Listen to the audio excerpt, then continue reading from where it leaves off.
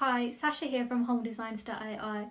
In this tutorial, we'll explore the Sketch to Render tool, helping you transform rough ideas and sketches into photorealistic renders, perfect for visualizing new ideas. I love this mode because it brings rough ideas to life, and the best part, you don't have to be a genius at sketching ideas.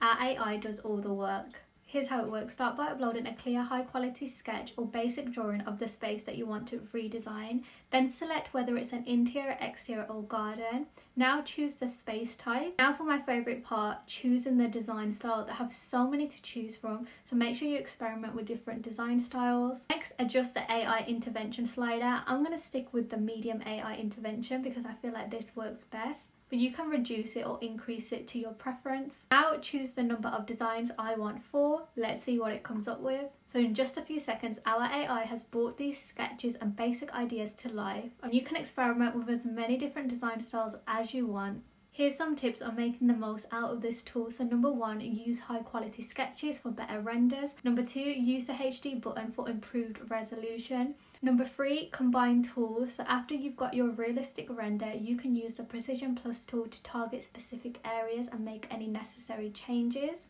And finally, use the AI intervention slider. This will help you to get your desired results.